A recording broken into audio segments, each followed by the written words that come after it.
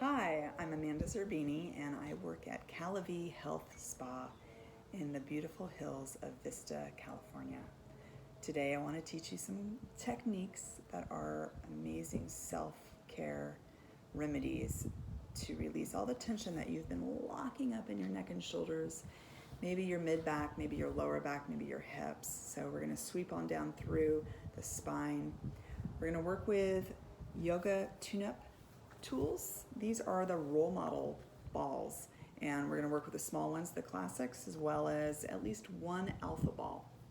So let's get those ready. Now, when I demonstrate these techniques, I might just be demonstrating one side of the body. So at that point, I want you to pause the video and then do the second side on yourself. The tools that might be helpful as well are a block. You can do a thick or a thin one. If you don't have a block, maybe a book. Sometimes I'll take a book and I'll put my yoga mat over the top of it, so at least the top of it is a little sticky. Take your small therapy balls, place them on the center of your block, and then take your body, lie back down so that the base of your skull can rest squarely on top of the therapy balls. So let me sit up and give you a visual. Just like that. And now right away when I lie back like this, I feel so relaxed. I could just stay here and probably pass out. But I want to increase the circulation to these overstressed tissues. Now, why would they be overstressed? Well, in a typical day, you might be clenching your jaw. So of course, this tissue connects into that temporomandibular joint. You might be shrugging your shoulders, those upper trapezius muscles connecting right in there as well. Sometimes I just forget what I'm going to say because it feels so good.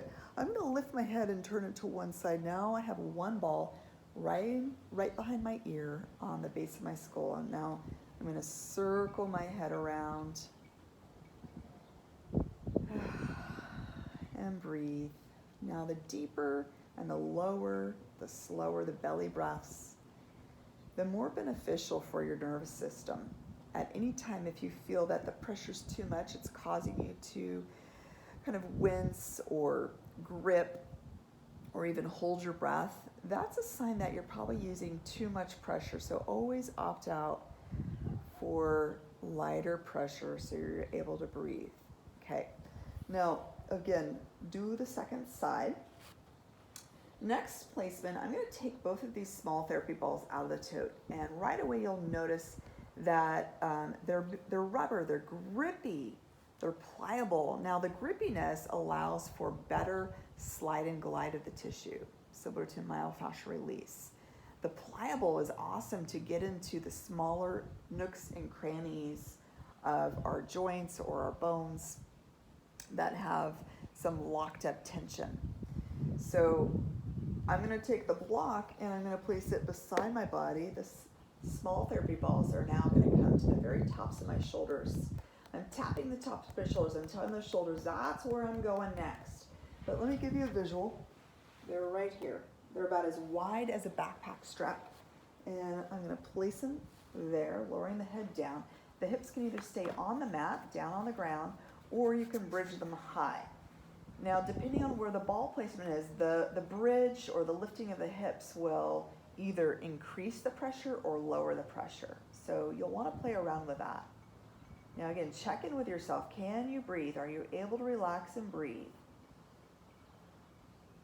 Okay, if you wanted more sensation, maybe your arms reach up toward the ceiling, toward the sky, and then move around. Now, this is a scissor.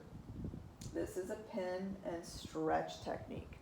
I'm turning my head to the down arm each time I switch. Okay, I can also circle my arms, maybe crossing in front. If you have enough space around it, you can also snow angel.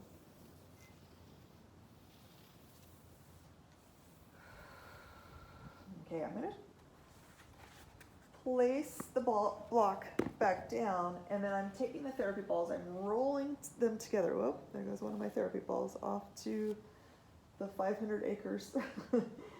I'm moving them down now between the center of my shoulder blades. Again, a visual of that is right here. So when you move them, you can either manually move them, or you can kind of adjust your body, rolling into different locations.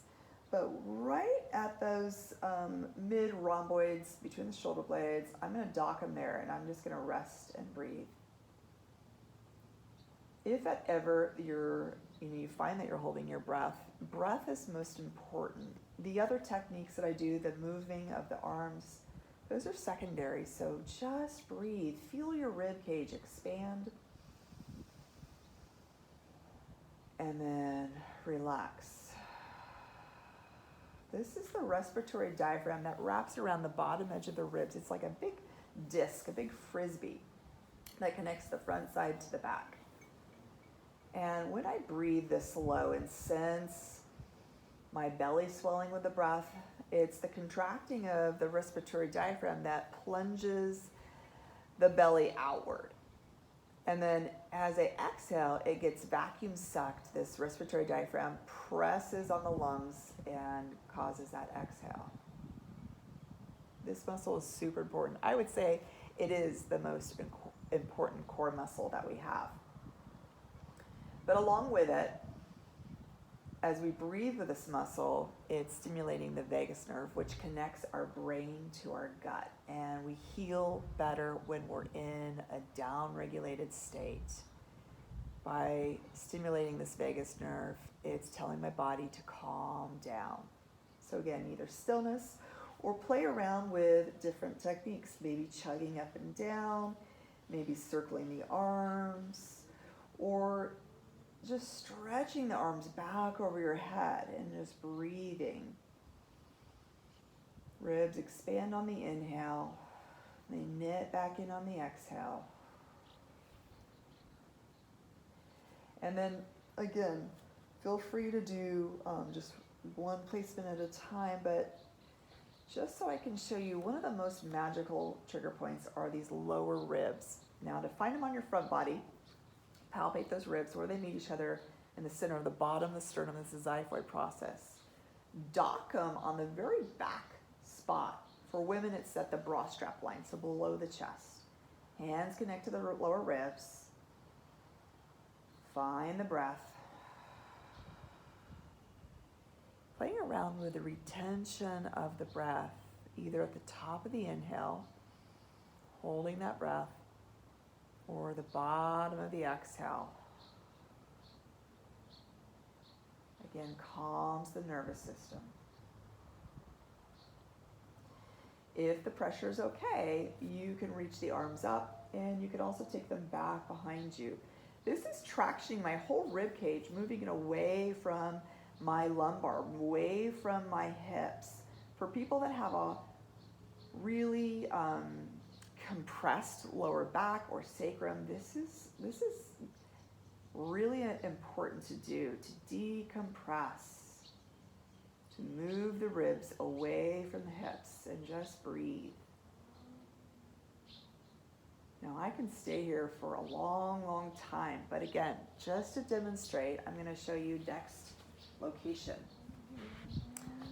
I'm going to find that ball probably after this, but I'll take the other ball out of the tote. If you're in a room or a location where there's a slant to the floor, you'll definitely want to dock those therapy balls somewhere where they're not going to roll off and get lost. So the alpha ball, I'm going to treat my lower back and then my hips. So the space between the hip and the rib, this narrower space, is where I'm going. Now I'm going on just one side of my body, but again, pause the video and do two sides. I'm rolling it toward my spine and then out to the side of my waist.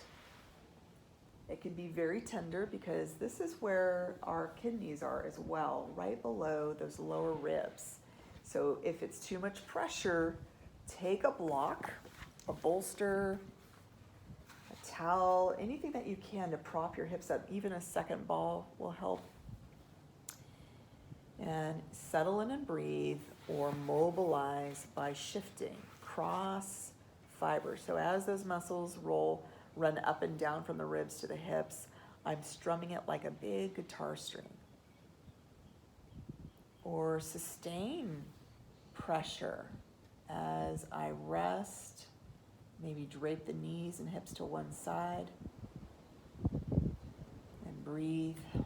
Oh, there's a wonderful wind right now in this valley. I've been working at Cal-a-Vie for 13 years, and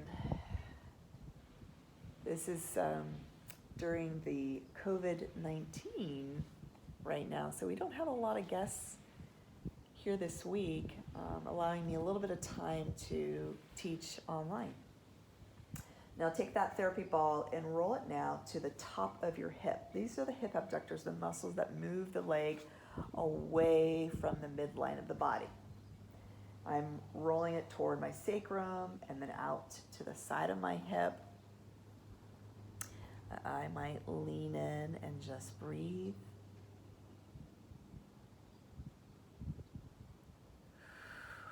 Or I might circle my foot on the ground.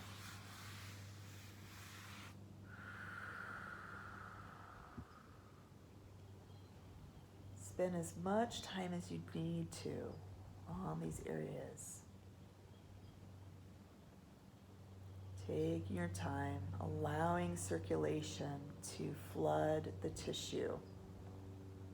By the way, definitely drink water during rolling or immediately after, because you're going to want to flood those tissues back with water.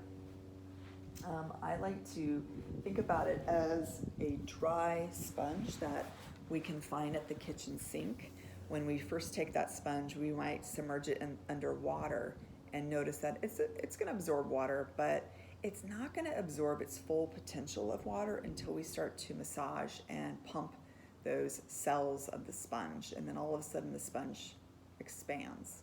So the same thing is true with your tissue. If you're finding yourself drinking a lot of water, but either staying sedentary, maybe not stretching, not moving, not walking, not increasing the circulation, or not getting a massage like maybe you used to, that same thing inside your body, that dry sponge is getting a little fussy, a little aggravated and dehydrated.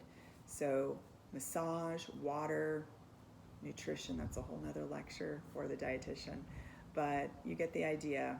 Stay consistent, and if by chance you are injured, you might want to seek the advice of a professional, either a doctor or a chiropractor. All right. I hope you have a wonderful, relaxing day, and enjoy the rolling.